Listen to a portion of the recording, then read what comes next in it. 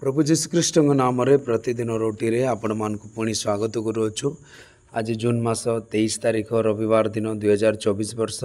आज ध्यान हेउछि आरंभ एवं शेष।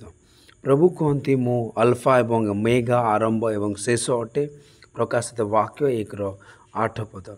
प्रभु आरंभ एवं शेष आमर प्रभु को आरंभर अनेक नाम मध्य गोटे आदि पुस्तकर प्रथम पदटी कहे आरंभ रे ईश्वर आकाश और पृथ्वी सृष्टि करथिले। आदि पुस्तक 1:1 जोहनक अनुजाई सुसमाचार आरंभ रे आमे पढ़ीछु। आरंभ रे शब्द थिला एवं वाक्य ईश्वर सहित थिला एवं वाक्य ईश्वर थिले। से आरंभ रे ईश्वर सहित थिले। समस्त जिनिस तांको माध्यम रे सृष्टि होइथिला एवं तांको बिना किछि सृष्टि करा जाई नथिला। जोहन 1:1-3 पद। गीत संहिता कहती तुमे पृथ्वीर मूलदेह पकाइथिल एवं आकाश तुमर हस्तर कार्य। गीत संहिता 102:25 पद।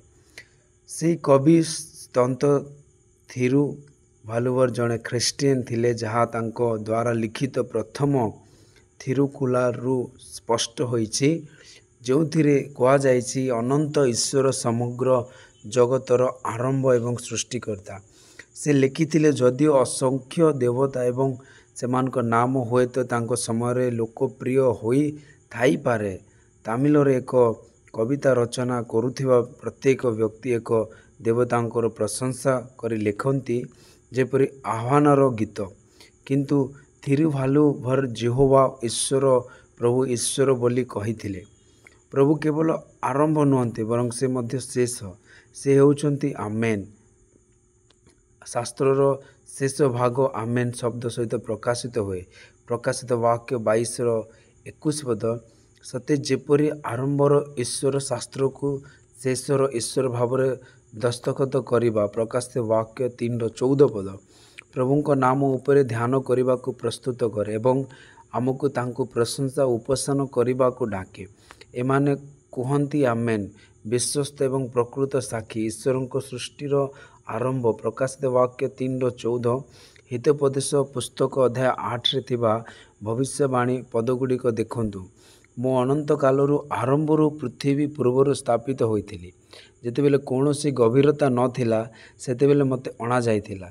जेतेबेले जलरे परिपूर्ण नथिला।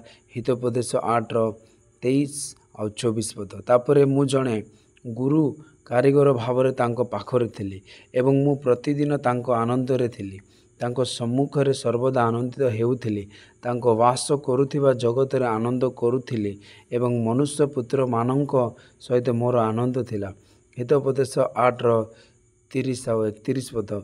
पुरातन भाषा भावरे तमिल भाषा गौरवान्वित होइथिला जहाँ पत्थर एवं बाली सेठारे रहिबा पूर्वर विद्यमान थिला।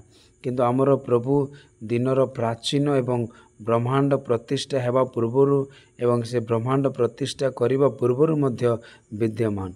तेणु तांकर आरंभ को केही व्याख्या करि पारिबे नाही। जगतर प्रतिष्ठा पूर्वर मध्य से विद्यमान थिले। से अनंत काल पाई चिरकाल रहिबे। से प्रथम एवं शेष। से ही हमको सृष्टि करियछंती। ईश्वरଙ୍କ संतान माने आपण मध्य दाऊदଙ୍କ सहित विश्वासर घोषणा करती एवं कहती निश्चित भाव उत्तमता एवं दया मो जीवन सारा मो अनुसरण करिबो एवं मु चिरदिन प्रभुଙ୍କ घरे रहिबे। गीत संहिता 23:6 पद। अधिक ध्यान करबा पाई माथ्यू 19:4 पद। जी आरंभ रे सेमानक सृष्टि कला से सेमानक पुरुष और स्त्री कला। प्रभु वाक्य रे आपनको समस्त को आशीर्वाद करंतु। आमेन।